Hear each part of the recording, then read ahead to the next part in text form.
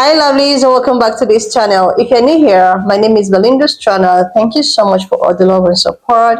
Don't forget to please subscribe to this channel, turn on notifications so that anytime I upload a video, you will be the first person to be notified. And to my returning subscribers, thank you so much for all the love and support. To those people that share my videos, leave commentaries, and also educate I, you guys are the way MVP. Thank you so much for all the love and support. Alright lovelies, let's dive in. So lovelies, I came across this video on my For You page on TikTok, and I thought to share with you guys where the internet is actually reacting to the curtain clerk, situation, the basketball, ladies. I'm just gonna roll the clip as well as some of the stitches I was able to put together because a lot of people have a different opinion to this happening. Alright lovelies, please leave me your own thought in the comment section of what you think of this video. All right, let's get into it. This video is for those of you all who did not even watch this game and are out here capping for Caitlin Clark over the flagrant foul. Yes, the foul has been upgraded by the WNBA to a flagrant foul that was thrown on her by Chennedy Carter. Let me show you what I'm talking about.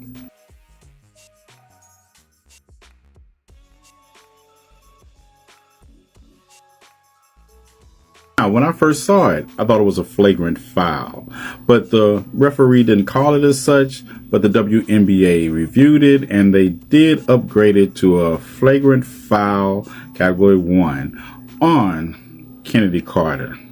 Now, I know there are those who are thinking that basketball isn't a contact sport and you probably never played basketball a day in your life. But here's the thing. The response by people to this foul is disproportionate considering who Caitlin Clark is. Have y'all forgotten that Caitlin Clark on a 2-8 Fever team is already nearing the limit of technical fouls by a player in a season? She's already almost halfway there. And let's not forget, underneath or something against Clark, which... Listen up. Caitlin Clark is no stranger to flagrant fouls, or flopping during her basketball career. And what did you all tell Reggie Bush in 2006 when Shelton Brown hit him so hard in that 2006 playoff game? Didn't you all say, welcome to the NFL? Well, I guess Chennedy Carter was just saying welcome to the WNBA. To Caitlin Clark. Y'all have the day you deserve. Just a moment. Yeah. This comment reeks of two things. One, tell me you've never watched the WNBA without telling me you've never watched the WNBA. And two, tell me you're a racist bigot without telling me you're a racist bigot. Yeah. So this person left this comment on the video where I was talking about the disparity in treatment between Caitlin Clark and people like Angel Reese. And their brilliant deduction was, the problem is you people are jealous of a white girl being a better basketball player than you people. You can't make this up. They make this claim in the face that we rooted for Rebecca Lobo, in the face of us rooting for Sue Bird, who is the 8th leading scorer in WNBA history. Like Breanna Stewart is not actively number 11, 7 places higher than Caitlin Clark is on the leading scoring chart in the WNBA. And we root for her. What were these claims of jealousy when we were celebrating when Sabrina Ionescu became the first WNBA player to score 150 plus points, 50 plus rebounds, and 50 plus assists in the first 10 games of her WNBA career?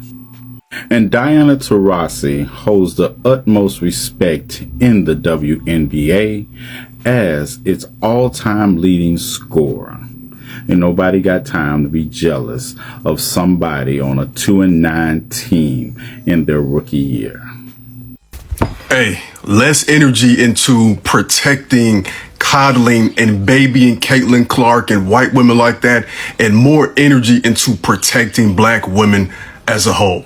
Less energy into acting like we're experts when many of us just started watching the WNBA and women's basketball as a whole on a regular basis the last few months or maybe the past year, and more energy into deferring to black women who have been doing this for years and years and years, and women as a whole who are experts on this field in the WNBA. And less energy into acting like women can't play a competitive and physical brand of basketball. Did we forget that this is the norm in hoops?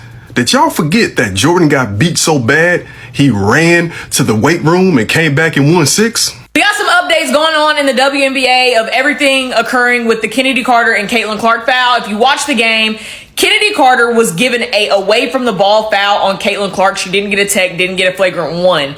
And now the league has reviewed it, and the WNBA released today that they did assess Chennedy Carter a flagrant foul 1 now because of that foul, and not deeming it an away from the ball foul. If you're wondering what that really means, Chennedy Carter will not be fined or suspended, but there is a reason of that because of the tier system that the WNBA uses, but I'll explain that to you. The WNBA does their flagrant fouls kind of by a point system when it comes to giving and assessing fines and suspensions, right? So the more flagrant fouls you get, the more points you get. That's when 1-game suspensions are more automatic, right? Now, the league has all the power in the world that if they review a flagrant, they could give a suspension or a fine and just disregard the point system if they are deeming that. For this situation, they gave Chennedy Carter the flagrant foul 1, but this is also Chennedy Carter's first flagrant foul of the entire season. So she's not in the point system for automatic game suspensions or fines in that regard in the system, right? Now, the league also reviewed it, and they didn't see a need to have to overturn the whole point system to give a 1-game suspension or a fine, but they did switch the foul in the system now, and she does have a flagrant foul 1.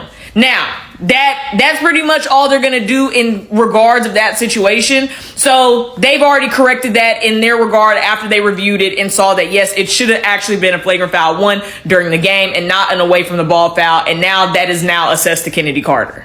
Other news the league came out with today, Angel Reese was fined $1,000 for not making herself available to the media yesterday after the game. And in regards to that $1,000 fine, they also fined the Chicago Sky organization $5,000 for not making sure that their players were complying with the WNBA media policies.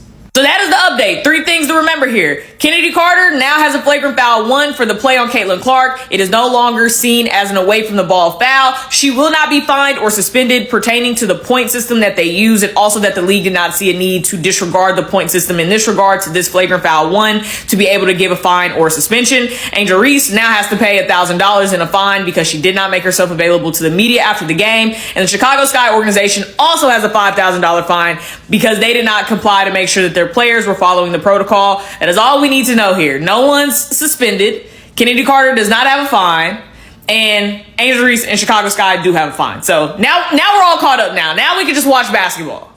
So what this Caitlin Clark situation has taught me is that a lot of people have not been in female-dominated environments in their lives, and it shows. And if they have been in those female-dominated environments, they clearly have not looked around enough or observed enough to know what's going on. Because as somebody who works in the world of education, what's going on with the WNBA, its players, and Caitlin Clark looks like a Tuesday for me. You know, growing up, I remember being told, don't try to understand women. Only women understand women, and they can't stand each other. And how this situation is all going is a prime example of that. And the sad part about all of this is that none of this is really Caitlin's fault. The national media has done a masterful job of setting her up for this and for her to fail. The national media turned what should have been a great player's story into this gigantic racial nightmare. The national media took this one moment right here out of a game and rode that all the way to now. And I gotta be really honest here. A lot of people were really stupid and they bought into this racial hype and made it into something that it didn't need to be. The national media played you guys like a fiddle and continues to play you guys like a fiddle with these two. Now you got other players just entering the fray, taking shots at her left and right. And of course they're going to do it because the fact of the matter is clout is a currency that everybody's trying to get nowadays. And one easy way to get it into the WNBA is by having something happen with Caitlin Clark. And the more you guys continue to mention it and bring it up in the headlines and whatnot, the more they're going to do it and the more it's going to be promoted. You see, I think some of you forget that we live in the age of social media nowadays. Everything is press in some form.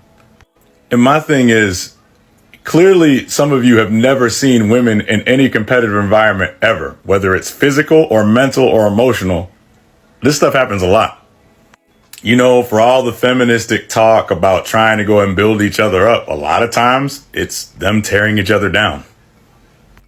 And one last thing, I'm honestly wondering what some of you are worried about, because do you know how many first overall picks have had rough starts? In the year 2000, Ann Walters, the first overall pick, only averaged 6.2 points per game in her rookie year. 2005's first overall pick, Janelle McCarville, only averaged 1.8 points per game in her rookie year. Here's one some of you might remember. Kelsey Plum in 2017 as a member of the San Antonio Silver Stars. She only averaged 8.6 points per game in her rookie year. And first overall in 2021, Charlie Carlier. She's not even playing in the league right now. She only averaged 3.4 points per game in her rookie year. So for you fans, don't worry too much about Caitlin. She'll be all right. The thing is, you just got to power through it. Jordan did. Kobe did. Just got to hope she's made of the right stuff. 2024 has been lit so far. I don't know what's going on with all that beef, the drama, the back and forth, but it's been entertaining. Hopefully I'm not saying her name wrong. Chennedy Carter, she gave her take on Caitlin Clark's style of play, and this is what she had to say. She said, besides the three-point shooting, what does she bring to the table, man? Now, I got a question for y'all.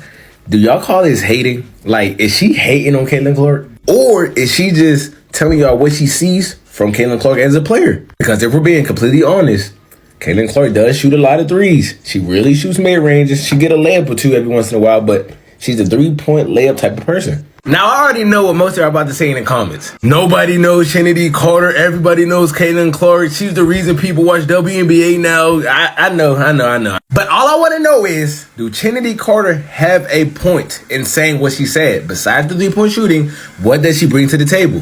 Now, we all know Caitlin Clark is a good player. No, we're not going to take that away from her. She's a good shooter. She can pass the ball well. These are things we already know. But for all of the people who have been watching Caitlin Clark the last 2 years, is the three-point shot the only thing Caitlin Clark brings to the table? Let me know in the comment section. And I seriously love these people. We are actually reacting to this, Kennedy and, Kennedy, and a lot of pan-colored people, like pan-colored women most especially, were just calling, Kennedy out of being racist and all of that it's actually racially motivated. I even saw a comment where someone was like, okay, she was treated the way she was treated, because she's a white woman playing a game in the black prominently, sports and all of that. Like, this actually got me thinking, like, this kind of thing is seen happening in this kind of sport.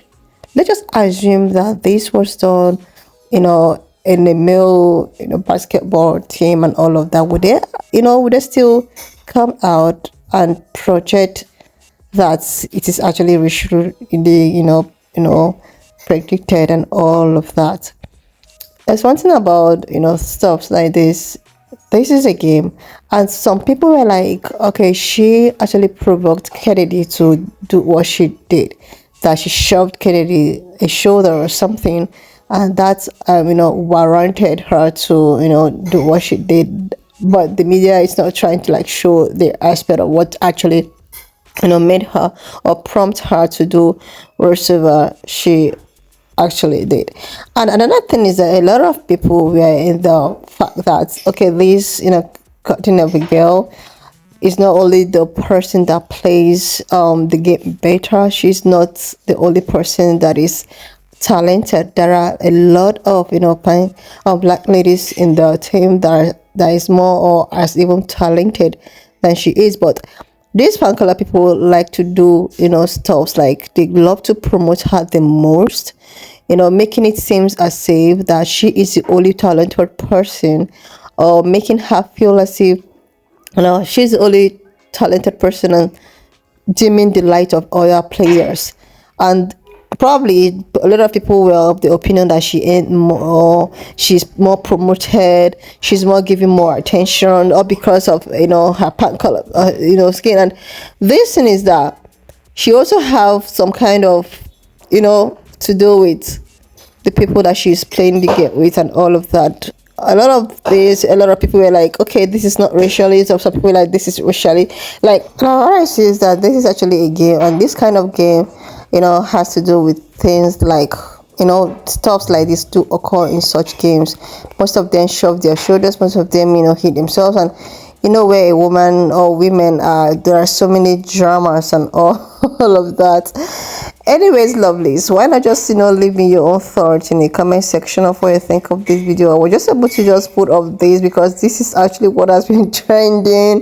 But like people were like, we should always, no matter what, stand on our feet and support ours and all of that. Like, seriously, just the way the other brother that I stitched, his video was talking about how this 2024 has been the most, like, this year is just a year of everything, where like a lot of things are just happening, and it's as if like people are just beginning to like, okay, we're just tired of all the shenanigans happening. We just want to like we just want to take it back for us. Like, a lot has been happening compared to other years and all of that in regards to all of this. So to me, I think that this is just something that should be settled amicably.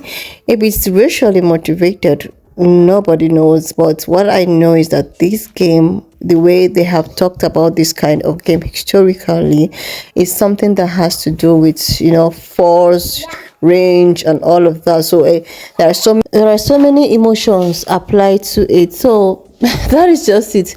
Anyways, lovelies, why not just leave me your own thoughts in the comment section of what you think of this video. And I also want to use this medium to say a very big shout out to my newest subscribers, to those people that joined my membership. Thank you so much for all the love and support. You guys are the real MVP. And to those newest subscribers that actually come back to watch and also educate us, you guys are the real MVP. Thank you for sharing this content. Thank you for supporting in any way possible that you can.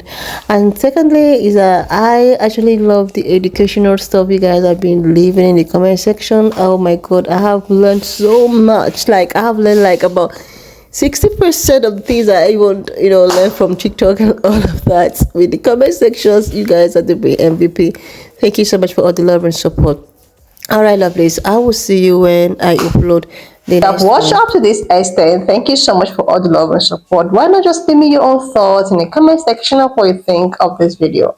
And do not forget that we do not support any form of bullying, harassment, or whatsoever. We're just here for educational purposes. So please share this video, subscribe to this channel if you're here to do that. And I will see you lovelies when I upload the next one.